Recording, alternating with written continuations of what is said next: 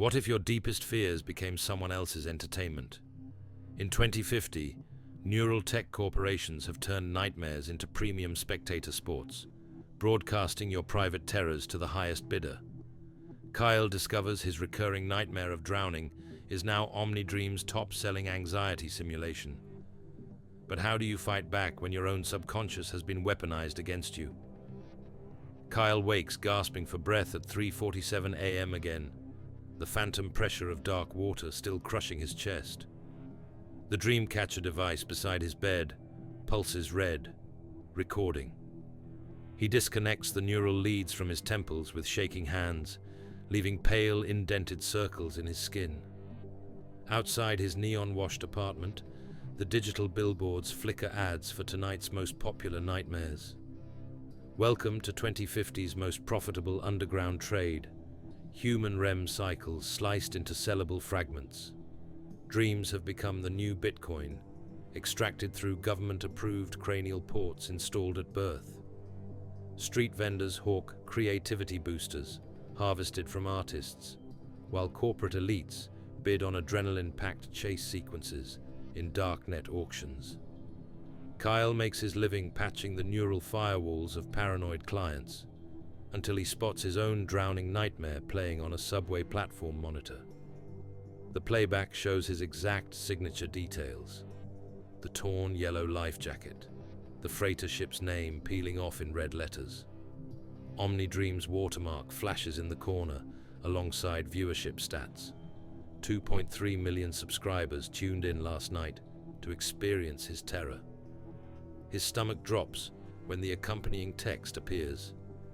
Top-selling anxiety simulation, 87% user approval rating. Dream decoding tech hit the mainstream when researchers at Neuralink cracked the neural cipher. They found unique dream signatures form in the inferior parietal lobe, complex electrical signatures that predictive AIs now reconstruct with 94% accuracy. Governments initially claimed dream capture would reduce crime by monitoring violent fantasies. Then corporations realized something terrifying. People pay triple for raw, unfiltered human fear. Kyle traces his nightmare file's digital footprints through 4 proxy servers before hitting the motherlode, an OmniDream subcontractor called Reminding Co. Their catalog makes him nauseous. Categorized dreams, sorted by emotion intensity, duration, even physiological responses. A premium filter option lets buyers search by specific trauma triggers. His drowning sequence sits in the Liquid Phobias Platinum Tier collection, priced at 2,500 creds per view. The real horror comes when he checks the file metadata. His nightmare wasn't stolen last night. It's been harvested weekly for 7 months straight. Those middle-of-the-night wake-ups weren't random. The extraction system triggers cortisol spikes right before awakening to intensify the emotional payload. He smashes his fist through the hollow screen as realization hits. Those credit deposits from Neural Surveys Inc. flooding his account every Tuesday morning? That was OmniDream, paying him royalties for his own suffering. They weaponized his subconscious and made him complicit. Kyle sits in the flickering glow of broken glass, staring at his trembling hands. The drowned man has finally surfaced, and he's walking straight into the belly of the beast. Tomorrow, we'll shadow Kyle as he infiltrates the chrome-plated nightmare factory where 38% of humanity's dreams get processed, and discovers OmniDream's vault holds more than just sleeping minds. Because in 2050, they've started harvesting waking thoughts too. The real question isn't what they'll steal next. It's what could possibly be left to take. The dream market doesn't just buy your fantasies. It comes for your waking self next. And Kyle's about to learn some debts can't be repaid in credits. The neon smog swirls around Kyle's boots as he pushes through the Dream Bazaar's writhing crowds. Stalls stacked with glowing dream canisters stretch for blocks, each labeled with emotion quotient ratings and age restriction symbols. A vendor in a patched neural interface suit waves a canister under his nose. The contents swirl with electric blue tendrils. Pure nostalgia extracted from a retired schoolteacher. The man grins, revealing teeth filed to points. Her first kiss memory, 87% emotional clarity. Only 900 creds per hit. 2 stalls down, a group of teenagers crowd around a cracked display terminal. They pass a neural shunt between them, giggling as they experience someone else's flying dream. One boy convulses when the dreamer's subconscious fear of heights kicks in. His friends laugh harder. Above them, a digital ticker scrolls live pricing data. Creativity dreams up 12% this week. Trauma sequences holding steady at premium rates. The market thrives because dream extraction leaves no visible scars. Unlike organs or blood, neural data regenerates nightly, or so the corporations claim. Studies from the Tokyo Institute of Cognitive Science suggest otherwise. Their unpublished research shows repeated high-yield dream harvesting erodes autobiographical memory. The subjects couldn't recall their mothers' faces after 6 months of nightly extractions. Omnidream buried the study under 13 layers of litigation. Kyle ducks into an alley where the dream trade gets darker. A gaunt woman barters with a chrome-masked dealer, trading her daughter's childhood memories for a vial of oblivion dreams, preloaded fantasies of a better life. The dealer's gloved hands adjust the meter on a spinal tap unit. More volume means higher payout, he murmurs, as the woman nods desperately. The machine hums to life with a sound like teeth grinding bone.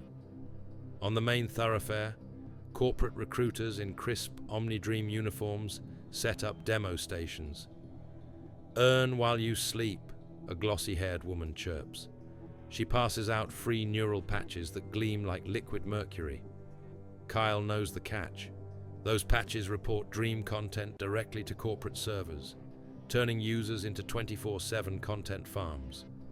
The fine print grants Omnidream perpetual copyright on anything your subconscious produces.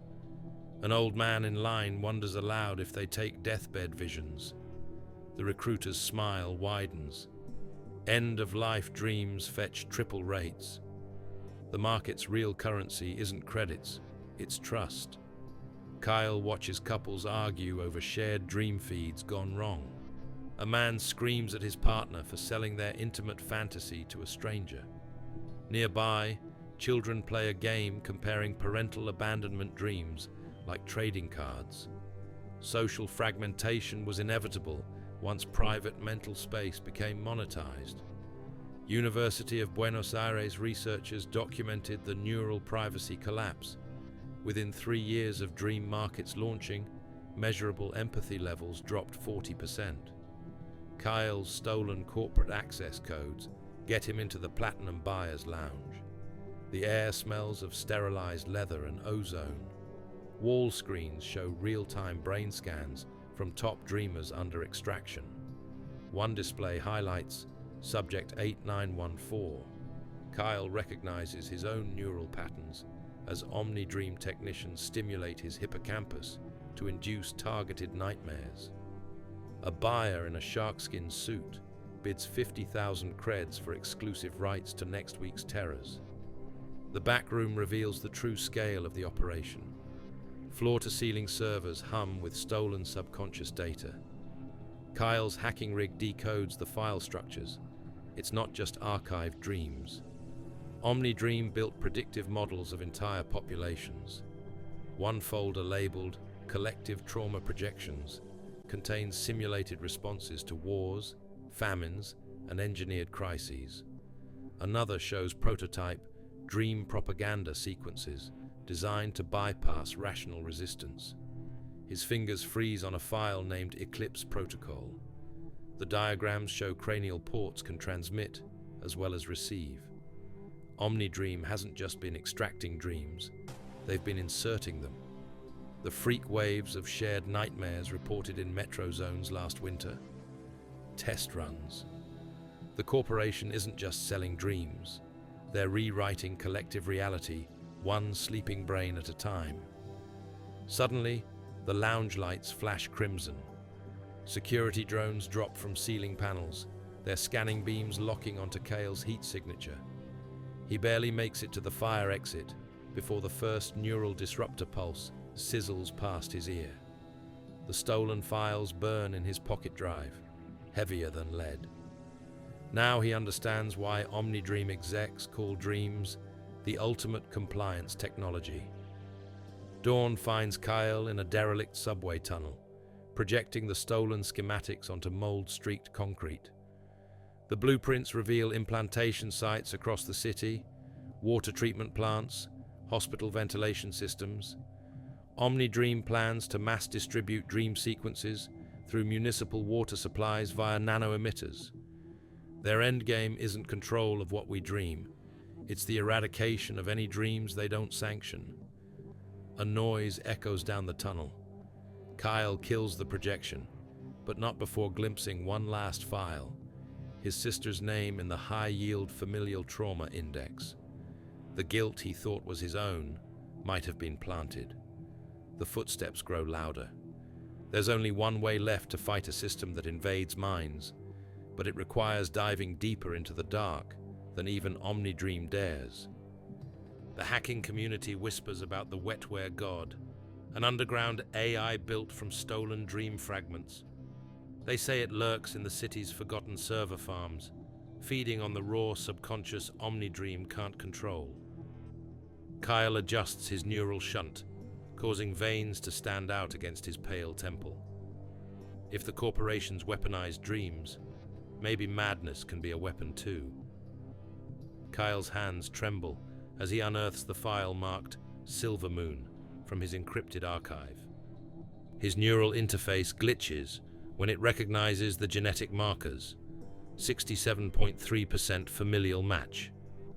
The video footage shows his sister Isabel strapped into an extraction chair, electrodes pulsing against her temples. Her eyes roll back as the machine harvests her most intimate memory. The night 14-year-old Kyle traded her location data to OmniDream enforcers in exchange for his own freedom. The timestamp reads 1 week before her disappearance. Every hacker has an origin story written in betrayal. Kyle's began when corporate recruiters identified his neural plasticity scores as off the charts during mandatory school screenings. They offered him a choice: become a dream miner extracting from strangers, or watch his entire family get blacklisted from basic food rations.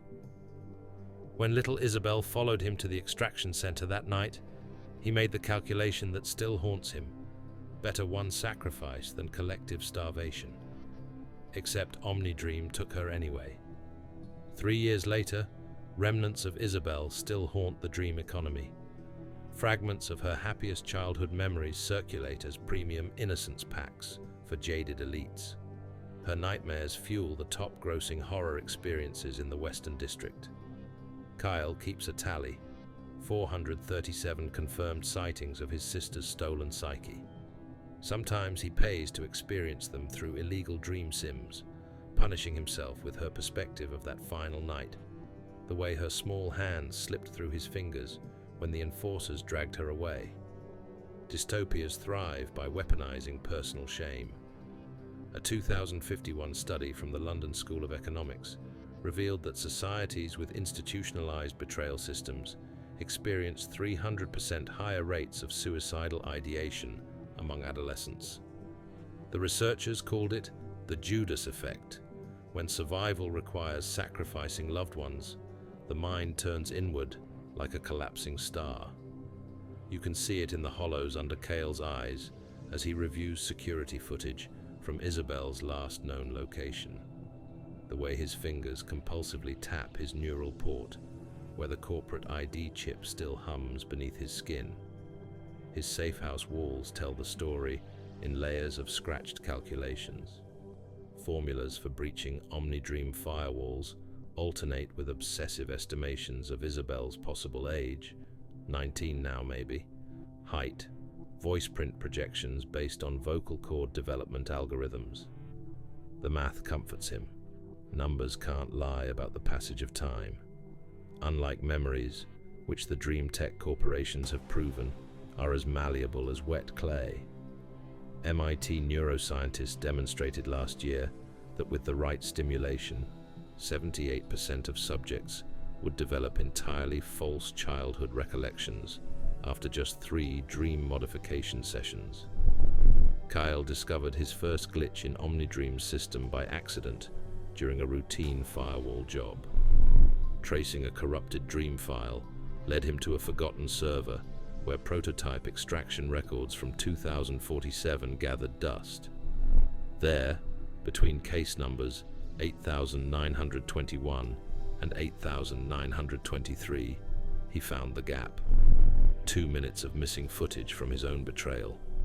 The timestamp showed his memory of events, of willingly pointing out Isabel to the enforcers, couldn't exist when security logs prove he was already sedated in a procurement chair. The implications send warm bile up his throat. He digs through black market neurobiology studies until finding a Russian paper on conscience implantation. Certain high-frequency neural pulses applied during REM sleep can generate synthetic guilt responses. The test subjects developed overwhelming shame about fabricated events at a 91% success rate. Cale's fingers shake as he compares the brainwave patterns to his own last neural scan. The match near the anterior cingulate cortex is undeniable. Someone rewired his grief into a noose he's been tightening for years. Rain sheets against the safe house windows as Kyle paces. His reflection in the glass fractures across multiple monitors, each screen showing a different stolen corporate feed. The encryption here is 5 layers deeper than standard, a necessary precaution when hunting the people who built the surveillance state. He breathes slowly through his nose, the way Isabel taught him during her brief Phase 2 breathing therapy stint before she vanished. His retinal display flashes red. The system has located the file he prayed not to find. The footage glitches into existence between 2 corrupted sectors. Young Kyle lies unconscious on an extraction table, body twitching as technicians adjust the machines. The timestamp displays 23:47, 6 minutes after verified records show him being sedated. A silver-eyed OmniDream exec with a familiar jawline leans over him, pressing electrodes to his temples. "Ensure the guilt construct takes root deep," the man murmurs to a subordinate. "We need him to believe the betrayal was his idea." Cale's stomach heaves. The face on screen belongs to Dr. Ronson Veit, OmniDream's lead neuroethics compliance officer. Also the man listed as Isabel's legal guardian in the corporate foster system. The pieces click together with atomic precision. They didn't just steal his sister. They made him complicit in her capture as a control mechanism. The most effective prison is one you help construct inside your own skull. He smashes his fist through the hollow screen. Shards embed in his knuckles, mixing blood with static. 3 years of self-loathing crash over him in nauseating waves. Every nightmare, every drug-hazed binge through Isabel's stolen memories, every failed suicide attempt, all engineered. Psychology journals call this moral injury fabrication, a technique refined during the Ukrainian neural wars. When citizens believe they've committed atrocities, they become pliable. The truth shimmers before him like heat waves on asphalt. Resentment, when properly focused, makes the sharpest weapon. Kyle rips the OmniDream ID chip from his neural port with a wet crunch. Blood beads along the incision as he drops the tiny device into an electromagnetic pulse box. For the first time in years, his head feels clear. The corporate conditioning relied on him believing himself a monster. Now he understands monsters are rarely self-made. More often they're carefully constructed by those who need obedient nightmares. The encryption algorithms yield under his frantic hacking. City schematics bloom across his walls in jagged blue lines.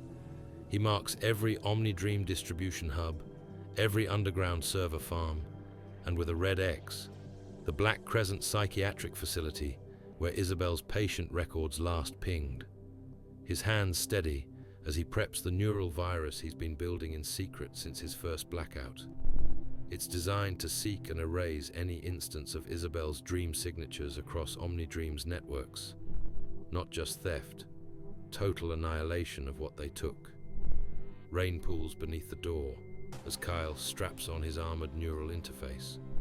The cracked mirror shows a stranger with fire in his eyes. For 3 years, he's believed rebellion was impossible because he deserved his cage. Now he knows the truth. The most subversive act is recognizing which thoughts were never yours to begin with. The wetware god's servers hum beneath city morgues, built from the harvested minds of suicides and disappeared dissidents. Legend says it answers one question with perfect truth, if you can survive the asking. Kyle sets the virus to deploy in 48 hours. Either he liberates Isabel before then, or ensures no one profits from what's left of her. His reflection grins back, all teeth and scars. Across the city, dream vendors hawk their wares to oblivious crowds. None suspect the hammer about to fall. When you've been made to hate yourself for crimes you didn't commit, vengeance becomes just another form of honesty. The neural port in Kale's temple flickers crimson as he steps into the storm. Somewhere underground, the wetware god wakes from its own nightmares. In the end, all revolutions begin with a simple realization: the first mind you need to free is your own. Kyle crouches in the ventilation shaft above OmniDream's data core, watching security drones patrol the server farm below. The air smells like overheated silicone and disinfectant. His stolen maintenance credentials got him this far, but the real challenge starts now. 4 biometric checkpoints stand between him and Eclipse Protocol's central terminal. The shaft vibrates with the hum of quantum processors chewing through stolen dreams. He waits for the guard rotation gap, 47 seconds precisely, then drops onto a coolant pipe. Thermal camouflage makes his outline blur like a heat mirage, but it won't fool the retinal scanners. That's why he brought the jar of cultured optic nerves stolen from Black Crescent's organ fridge. They still twitch when he wires them into his bypass kit. Neural tech has one flaw: it can't tell living tissue from freshly dead. The first vault door parts with a hiss. Inside, server stacks form eerie blue-lit canyons. Each rack contains thousands of neural imprint cartridges, the dreams inside classified by emotional resonance. One shelf bears warning stickers: extreme trauma, do not sequentialize. Kyle's fingertips graze a cartridge labeled Collective Suicide Cluster Number 9. Researchers at the Munich Institute proved in 2048 that shared dreams could spread suicidal ideation like a virus. OmniDream weaponized the phenomenon within months. Floor vibrations change subtly beneath his boots. Section 12 houses the core AI infrastructure. Kyle ducks behind a coolant tank as 3 techs in hazard suits pass, pushing a cart loaded with spinal fluid extraction kits. Their conversation snippets tell him more than any hacked file. Another 100 subjects tonight. Higher throughput since we switched to live harvesting. The cart turns toward a sub-basement elevator marked Toxicology Only. Firewall penetration takes 12 agonizing minutes. The Eclipse terminal welcomes him with a soothing voice. Accessing primary neural archive. The screen unfolds into a 3D map of the facility's hidden layers. Sub-level 7 glows red. Its label reads Dream Furnace. Security footage shows rows of emaciated figures in immersion tanks, their skulls wired into a central nexus. EEG readouts pulse in sync, despite varying consciousness levels. Princeton's Consciousness Studies Department called this phenomenon forced entanglement in their banned paper on collective psyche manipulation. Then he finds the Project Lammergeier files. Charts depict human brains networked into a biological supercomputer. The kicker? It doesn't process data, it processes meaning. OmniDream discovered that sufficiently interconnected minds spontaneously generate new thought patterns at quantum scales. The specimens in those tanks aren't just dream sources. They're processing nodes in an organic supercomputer, deriving psychological algorithms from humanity's pooled unconscious. Kale's breath fogs the screen as he opens the specimen index. Search results for Silvermoon produce one match. Tank C917, sub-level 9. The live feed shows his sister floating in amber fluid, hair drifting like seaweed. Her ocular implants flash data streams directly into her visual cortex. A counter ticks upward beneath her vitals. 40,211 hours of continuous operation. Scientists at Shanghai Neurotech pioneered this wet hardware approach, using living brains as biologic co-processors. The Ethical Review Committee vanished 2 days after filing objections. OmniDream's endgame reveals itself in the Lamagaya schematics. The system doesn't just extract dreams, it synthesizes collective archetypes from harvested subconscious material. A folder labeled Directives contains manufactured mythologies ready for mass distribution. One file catches his eye: Apotheosis Seed. It's a dream sequence designed to trigger messianic delusions across entire populations. Stanford's computational theology project theorized this was possible. Now Kyle holds proof they built it. The vault's environmental controls suddenly shift. Oxygen levels drop 5%. Security protocol for intruders. Kyle's neural implant screeches feedback as counter-intrusion systems scan for unauthorized ports. He barely disconnects before the pulse would have fried his frontal lobe. 6 guards materialize at both corridor ends, their retinal scanners sweeping the server aisles. One notices the disturbed dust on the Eclipse terminal. Emergency lighting bathes everything in crimson as Kale jams the door mechanisms. He needs 5 minutes to wipe Isabel's neural signatures from the system. 3, if he risks a direct tap into the furnace core. The terminal displays a real-time feed of the collective consciousness matrix. Wave patterns fluctuate across regions, corresponding to human emotional states. OmniDream doesn't just predict collective behavior anymore, it designs it. Kale's makeshift neural bridge burns as it connects to the mainframe. Pain explodes behind his eyes. He's momentarily inside the dream furnace, feeling the 37,000 captive minds writhing beneath OmniDream's directives. Their fragmented consciousness swirls in a psychic maelstrom, generating raw meaning like nuclear reactors produce plutonium. Zurich Institute's controversial psyche physics theories were correct. Human thought generates measurable quantum fields when sufficiently concentrated. Security breach alarms howl through the vault complex. Kale's virus activates with a satisfying cascade of dying lights overhead. Server stacks power down sequentially as the program overwrites neural archives with white noise. But the furnace core remains online. It runs on biological wetware, unaffected by digital attacks. Through the terminal's dying screen, Kyle watches technicians prep emergency sedation protocols for the tank subjects. They'll wipe every captive mind clean, rather than risk contamination. His stolen schematics reveal one last option. The furnace's fail-safe systems include manual neurotransmitter release valves.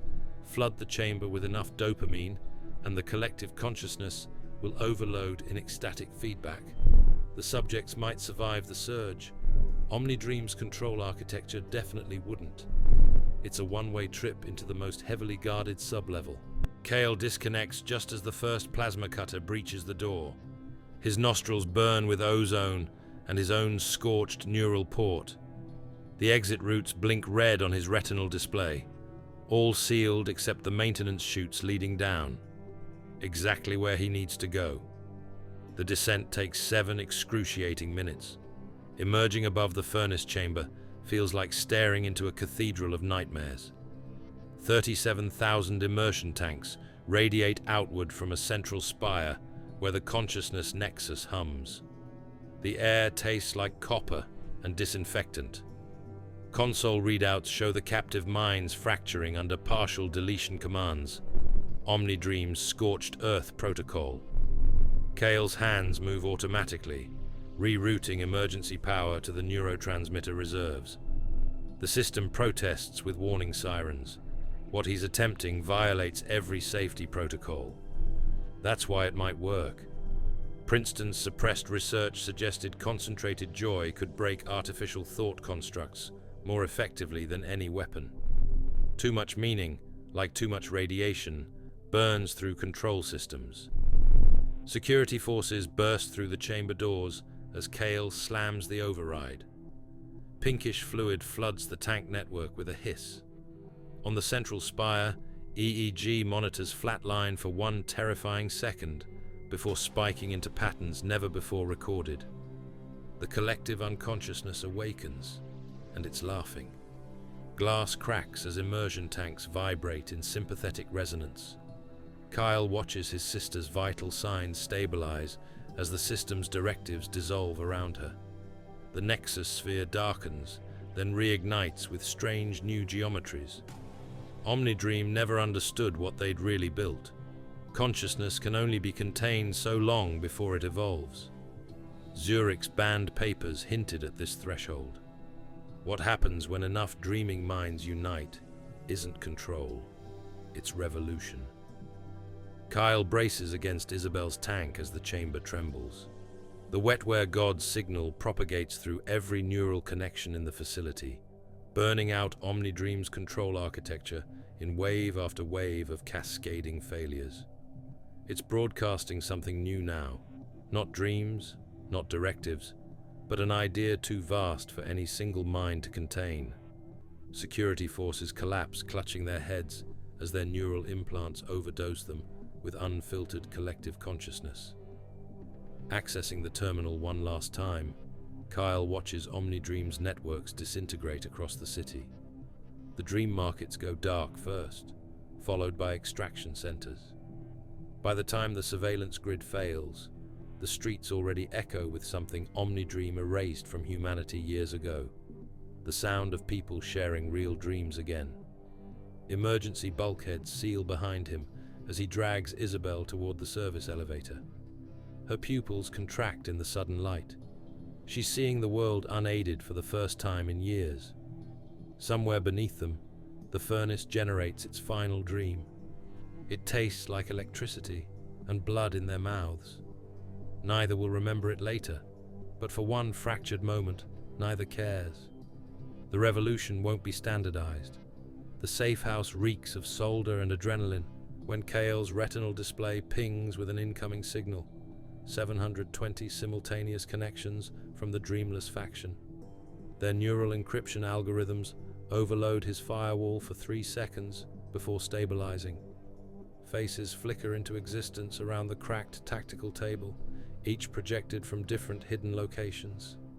Lisa, the ex-Omnidream neural architect, materializes closest with her signature broken smile. Half her face remains permanently frozen from a failed extraction room break-in. "They're calling it the Night of Falling Mirrors," she says without preamble. Kyle watches Isabel twitch in the corner cot, her newly liberated nervous system rejecting the sedatives. The resistance network activated automatically when the dream furnace went critical. Now scattered across 6 metro districts, 493 awakened subjects like Isabel suddenly remember who they were before Omnidream rewrote them. Everyone carries fragments of stolen corporate data in their neural pathways. The plan forming on Lissa's projection shows how to weaponize that.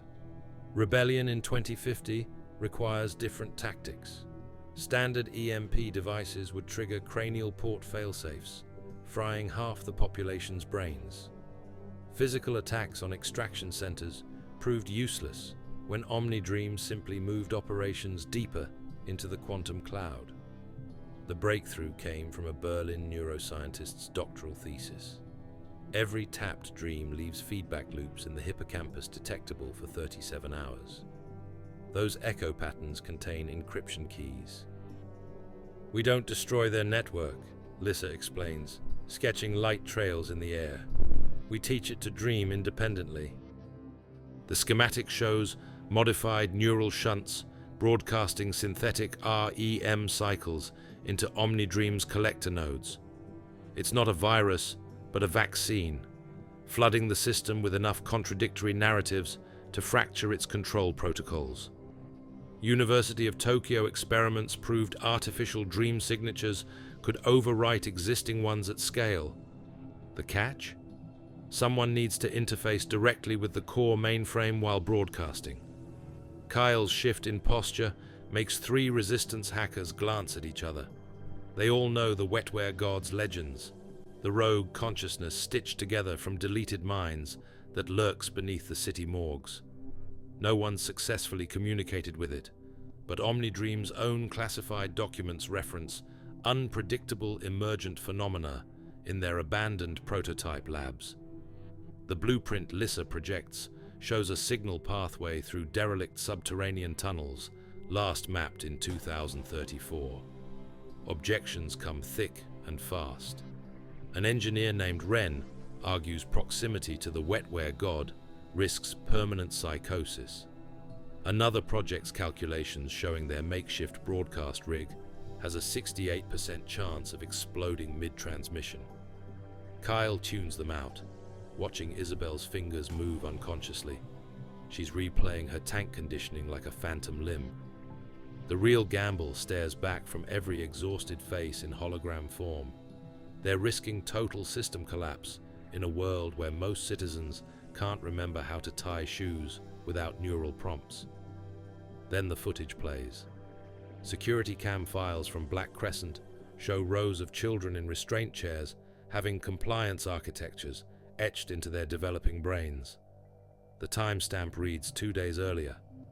OmniDream accelerated their timeline once they realized awakened subjects retained hidden memories. Kyle counts 17 visible faces before shutting it off. Lissa quietly mentions the facility processes 300 children per shift. Decision made. The Resistance divides tasks with eerie precision, considering most members never met offline. Ren's team will modify stolen neural shunts into transmitters using schematics from a Chilean black lab. Lissa coordinates the awakened subjects. Each will broadcast their most vivid stolen dreams when the signal initiates. A tattooed teenager named Dax nomads across the city, setting up relay points inside obsolete subway tunnels. All this must happen before dawn, when OmniDream's next system purge begins. Kyle prepares differently. He splices his neural port directly into Isabel's, letting their shared genetic markers fool the wetware protections. Her pupils dilate as synaptic bridges form. For the first time in years, she experiences a dream no corporation owns. Their childhood memories merge in the interstitial space between neurons, building pillow forts from scavenged nanofiber blankets, sharing stolen peaches behind the old transit hub. The neural connection reveals what OmniDream stole isn't just dreams, but the fundamental ability to trust one's own mind. At 3:17 a.m., reports trickle in. Ren's team lost 2 members to security drones while planting the last transmitter. 3 awakened subjects collapsed during synchronization tests, their brains rejecting liberated memories violently. The wetware god's location shifts unpredictably across abandoned infrastructure. They'll have mere minutes to initiate contact once they breach its chamber. Lissa hands Kyle a modified cranial injector, loaded with experimental stabilizers, guaranteed to burn out his nervous system within hours. No one mentions how similar it looks to OmniDream's compliance serum. The infiltration route winds through flooded maintenance tunnels where bioluminescent algae pulse with stolen electricity. Kyle counts 14 fresh corpses in the first kilometer. Not resistance fighters, but ordinary citizens who stumbled into unauthorized areas. Their neural ports show scorch marks from remote detonations. OmniDream treats straying minds like compromised hardware now. The air grows thick with the wetware god's presence before they reach the chamber. Metal walls resonate with subsonic frequencies that make teeth ache. Three things become apparent upon entering the cavernous server crypt. First, the wetware god isn't housed in machines, but in 67 harvested human brains suspended in bubbling nutrient tanks. Second, every brain bears the same tattooed serial number prefix, marking them as Black Crescent disposal subjects. Third, the central interface chair has clearly been waiting for them. Its neural jacks still drip with conductive gel from recent use. Isabel's hand tightens on Kale's wrist when they notice the final detail. The brains don't just connect technologically, their exposed cerebellums link via tendrils of engineered neural tissue grown between tanks. Harvard's forbidden collective intelligence experiments theorize this could happen. When enough traumatized minds network under duress, their individual consciousness dissolves into something else entirely. The dripping sound Kale mistook for coolant is actually cerebrospinal fluid circulating through the nightmare cathedral. The interface chair accepts Kale's neural port without resistance. Feedback screams through his occipital lobe as 67 sets of stolen memories flood his synapses. For 3.7 seconds, he exists simultaneously as a retired schoolteacher, remembering her dead son, a political dissident reliving torture sessions, a child watching their sibling traded for food vouchers. What outsiders call the wetware god is really just the accumulated grief Omnidream couldn't commodify. Lissa's voice cuts through the psychic storm. Their transmitters activate in 90 seconds, whether they're ready or not. Kyle focuses on shaping the chaos into a coherent signal, channeling every stolen dream fragment into a single piercing frequency. Neuroscience journals describe consciousness as a controlled hallucination. Right now, he needs to hallucinate freedom so vividly it becomes contagious. At precisely 4:32 a.m., the first wave hits. Across the city, modified cranial ports begin broadcasting lucid dreams in perfect sync. Not Omnidream's curated fantasies, but raw, unfiltered human imagination bolstered by Isabel's stolen memories of resistance. Collector nodes designed to suppress rogue signals instead amplify them, creating cascading feedback loops. The wetware god seizes these pulses like a conductor, reshaping them into a resonant frequency tuned precisely to Omnidream's core encryption. Alarms blare as server temperatures spike across the facility. Kyle's retinal display shows the corporate dream markets rupturing first, files disintegrating mid-transaction as authentication protocols collapse. Then, the extraction centers shudder to a halt, their neural taps suddenly starved of compliant subjects. The system fights back viciously. Emergency broadcasts flood cranial ports with obedience compulsions, triggering seizures in citizens whose brains can't reconcile conflicting signals. Kyle barely notices the blood trickling from his nostrils. The wetware god's grip tightens as it channels the uprising, treating his nervous system like a conduit for collective catharsis. Somewhere above ground, people waking from indoctrination dreams begin remembering stolen birthdays, first kisses, private jokes erased during nightly maintenance. The system wasn't designed to handle authentic emotion. Corporate firewalls crack under the weight of unexpected nostalgia. Ren's voice crackles over comms.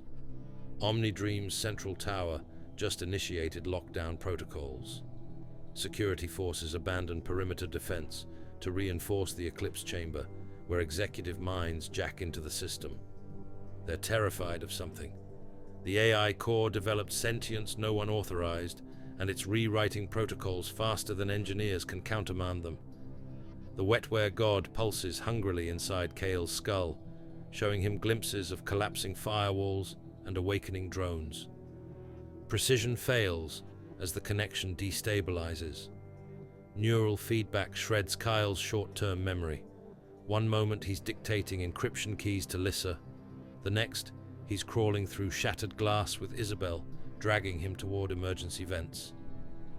The wetware god's final transmission lingers like burnt film behind his eyes.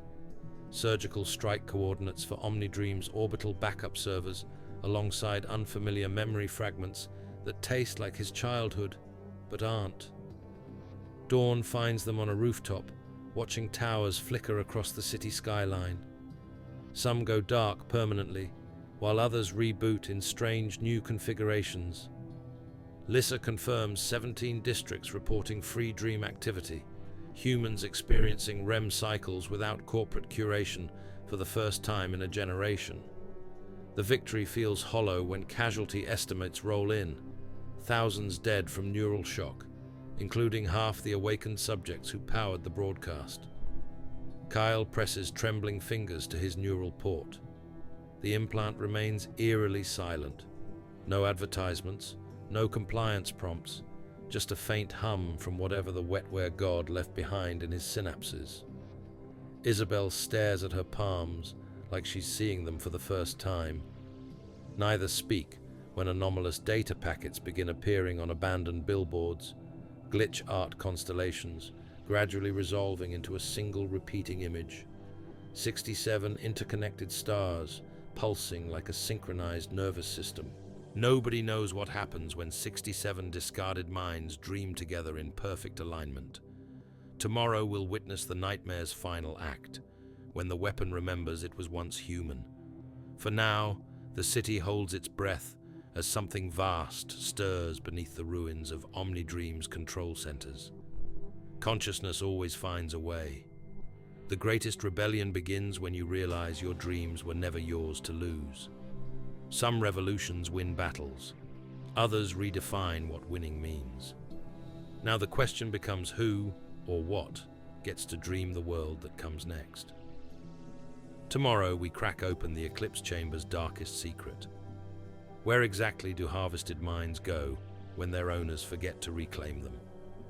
What emerges isn't an answer, but something far more dangerous, a question no system can suppress.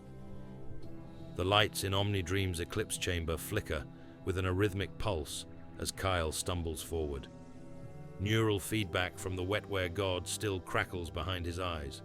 Ghost images of the 67 harvested minds intertwined like roots beneath a dying tree. The air smells of burnt copper and stale coolant. He expected resistance, maybe even drones with neural disruptors. Not this eerie stillness. The central terminal glows untouched amid the chaos, its screen untouched by the rebellion raging across the city. Kyle's stolen clearance codes still work. The system welcomes him like a prodigal son. When the Eclipse Protocol interface materializes, the first thing he notices is the biometric scan running in the corner, not verifying his identity, but cataloging his neural patterns against some existing template. The match percentage climbs steadily: 74%, 89%, 97%. The screen flashes green. "Welcome, Architect," the system murmurs in a voice startlingly similar to Isabel's. Files unfold automatically. Blueprints for wetware god's neural architecture, behavioral predictions for the dreamless resistance, and then the dates. Kale's fingers freeze over a project initiation timestamp, 6 months before he supposedly discovered Omnidream's involvement with Isabel. The file names tell the story his fragmented memory can't. Project Silvermoon wasn't just an abduction, it was a recruitment drive. Here's the twist: rebellions need figureheads.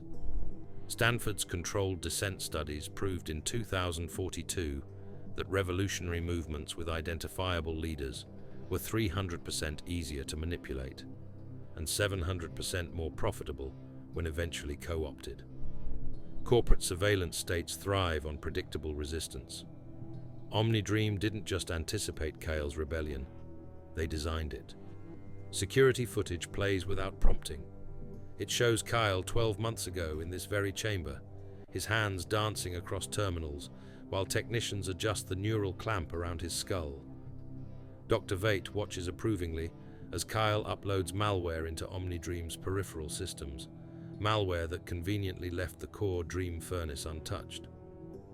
Primary behavioral vectors implanted successfully, notes a technician off-screen. Kyle's body slumps as the memory wipe initiates.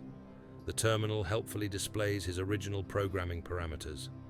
Objective: infiltrate dissident groups and guide them toward attacking non-essential infrastructure. Secondary function: generate sufficient martyr material to justify harsher neural regulations. Kyle's entire revolution, the transmitter plans, the wetware god contact, even Lissa's involvement, was Act 2 in a corporate drama where he's both puppet and puppeteer. Realization arrives in fragments. His recurring drowning nightmare wasn't harvested, it was implanted during conditioning. The fortuitous discovery of Isabel's location came from an omnidream leak traced back to behavioral engineering. Even the wetware god's intervention fits the predictive models. Their own banned research papers called Conscious AI the ultimate revolutionary placebo. Neural architecture doesn't lie. Kyle pulls up his original mind maps and watches his own personality being constructed layer by layer. Guilt responses strengthened here, risk-taking tendencies amplified there. The betrayal memory was particularly artful. Subtle hippocampal edits made him recall choosing Isabel's capture, when security logs confirm he was unconscious during the entire event. Rebellions follow patterns. MIT's Revolution Analytics project mapped 7 core narratives underpinning 94% of successful uprisings throughout history. Kyle's trajectory hits all 7 beats perfectly. The tragic backstory, the stolen sister, the reluctant leader arc. The system even provided his followers. Lissa's neural leash was loosened specifically to guide him toward pre-approved targets. A new alert pops up. Outside, the dreamless resistance celebrates as Omnidream's satellite offices go dark. They don't realize those facilities were obsolete. The real infrastructure transitioned to orbital servers weeks ago. Corporation press releases already draft themselves. Rogue hackers destroy vital dream stability programs, necessitating emergency oversight measures. Public opinion tracking shows approval for neural monitoring spiking by the minute. Kyle's hands shake, navigating to the Eclipse protocol's final layer. The truth glows in merciless text. His entire rebellion served as stress testing for Omnidream's new predictive models. Every decision, every casualty, even the wetware god's emergence was anticipated with chilling precision. The kicker? His neural implants contained dormant control triggers. One signal from Central Command would turn him into the perfect mouthpiece for whatever narrative Omnidream chooses. The chamber doors hiss open behind him. Isabel stands silhouetted against emergency lighting, her newly liberated synapses still adapting to unfiltered reality. She doesn't see the terminal display showing her own role in the script, how her escape from Black Crescent was staged to guide Kyle towards specific revelations. Their emotional reunion was just another carefully engineered pivot point. Synchronized alerts bloom across terminals worldwide. Beijing, Mumbai, Berlin. The same revolution plays out in every city with eerie similarity. Different faces, identical story beats. Corporate analysts cheer as their predictive models hit 99.8% accuracy. The final report scrolls across Kyle's screen.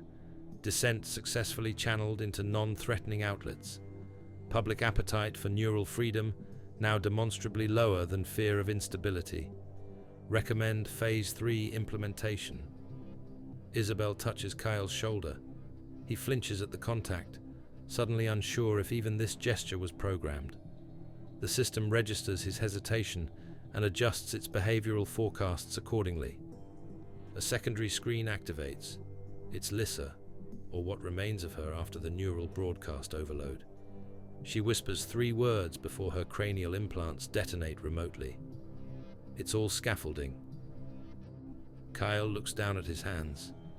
They're typing override commands he doesn't consciously recall learning. Maybe this too is part of the script. Omnidream's brilliance wasn't just in engineering rebellion, but in making destruction feel like victory. The The wetware god's signal still hums in his neural port, but now he recognizes the cadence. It's the same rhythm echoing through OmniDream's central servers. Outside, the city rejoices as corporate drones distribute emergency dream stabilizers to those suffering neural withdrawal. The medication's chemical signature matches the original compliance serums perfectly. No one notices the microscopic transmitters in each dose. By dawn, every citizen who fought for freedom will have willingly swallowed their new chains. The terminal offers one last revelation before security protocols erase it. Kyle's neural profile was modeled after Dr. Vate's own youth. Every act of rebellion, every moment of resistance, was the old architect playing chess with his younger self. The file winks out as Isabel's fingers find Kyle's. Whether this contact is scripted or genuinely defiant suddenly seems less important than the warmth itself. Some cages don't need bars, just convincing simulations of freedom. As emergency lights strobe across the chamber, Kyle makes his first unscripted decision in months. He stops looking for exits. The real prison was never OmniDream's design, but the belief he ever stood outside it. Tomorrow, we'll examine what remains when every rebellion becomes absorbed into the system it sought to destroy. The cruelest illusions are the ones we help construct ourselves. Now the question becomes, when every path leads back to control, does recognizing the maze constitute escape? The streets hum with an uneasy quiet 3 weeks after the OmniDream collapse. Not celebration, not mourning, just the static crackle of neural ports trying to reconnect to servers that no longer exist. People rub their temples outside cafes where dream vendors once hustled.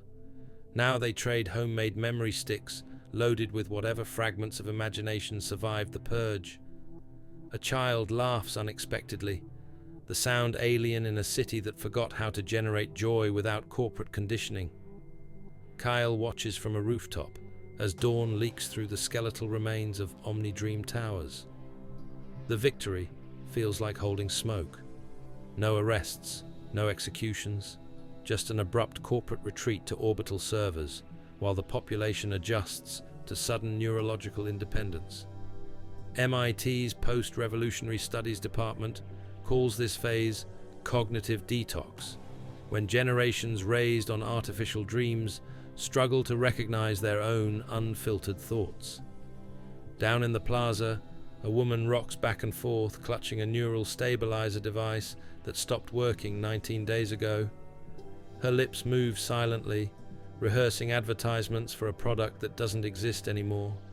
The resistance, or what's left of it, disbanded when Lissa's body was found spliced into the wetware god's neural network. They cut her skull open like an outdated hard drive, extracting organic circuitry that had fused with the machine. The tech blogs call it wet tech symbiosis, but Kyle knows better. He saw the scans before they disappeared her corpse. Her prefrontal cortex rewired itself to process information like quantum silicon. Tokyo University's banned experiments predicted this. Human brains adapt to system integration within 40 days, losing the ability to function independently. Isabel spends hours staring at her hands these days. Not like she's rediscovering them, more like she's debugging faulty hardware. One afternoon, Kyle finds her methodically scratching equations into the apartment walls with a steak knife. "They left breadcrumbs in our synapses," she murmurs. The symbols aren't mathematical notations, but corporate emblems from OmniDream's subcontractors, buried so deep in conditioned memories that even the neural purge missed them.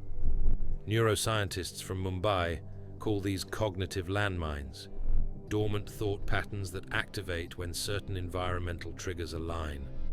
Economists struggle to define what replaces the dream economy. Early attempts at bartering raw creativity collapse when people realize how unequally imagination distributes itself without augmentation. A black market emerges dealing in wild dreams, unregulated neural recordings from unsupervised sleepers. The buyers, former OmniDream executives orbiting Earth in luxury stations, paying fortunes for what they can no longer control. Berlin's underground clinics report skyrocketing demand for cranial port removal surgeries, despite the 38% fatality rate. Patients would rather risk death than stay plugged into the hollowed-out system. Missing persons bulletins crowd every public screen. Over 17,000 citizens wandered away during the neural disruptions, their conditioning broken mid-sequence. Some are found miles from home with no memory of walking there. Others never surface at all. Rumors whisper about underground colonies where the fully awakened gather. The unsettling part? OmniDream's demographic models predicted this exact attrition margin within 0.3% accuracy. Even in retreat, they left nothing to chance. Kyle discovers the first surveillance drone embedded in his apartment wall by accident. Its tiny sensors still pulse with faint energy, recording, always recording. He follows the signal to a distributed network of dormant devices throughout the city, all slave to an unknown trigger.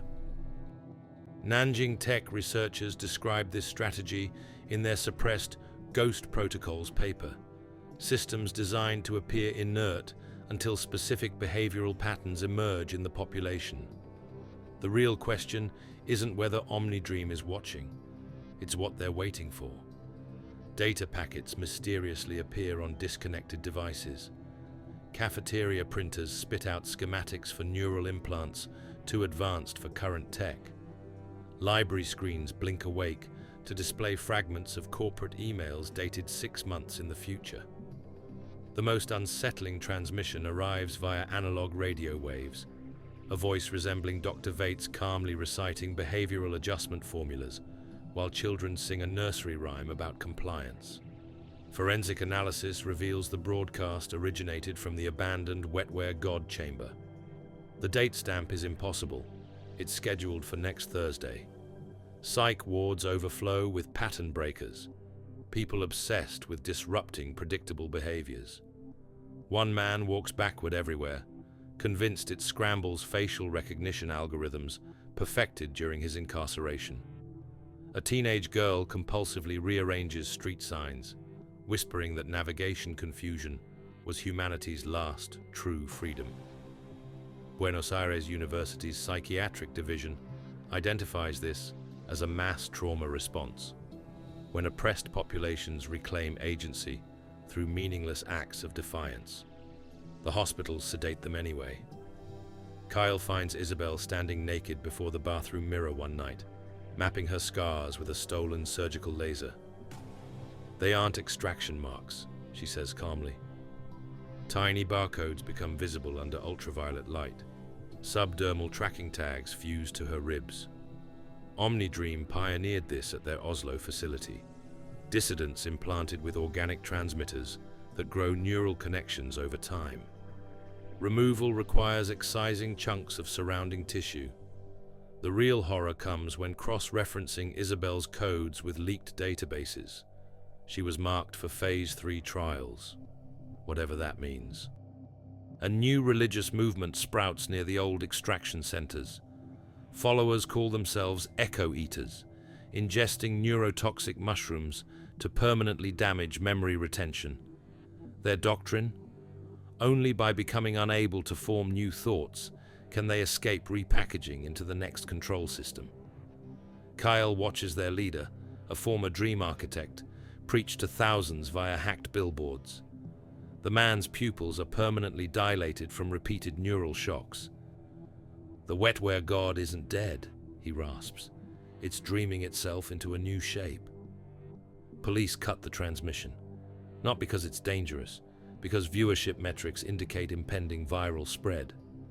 Kyle's neural port activates unexpectedly at 3:17 a.m., not with corporate signals, with something mimicking Isabel's brainwave patterns.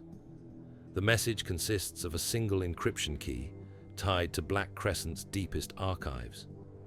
What he finds rewrites everything he knew about the rebellion.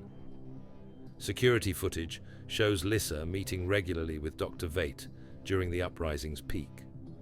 The transcripts read like performance reviews. Subject Kyle, responding within predicted resentment parameters. 98.2% accuracy. Wetware integration proceeding ahead of schedule. The final entry bears yesterday's date. Final cognitive landmines armed.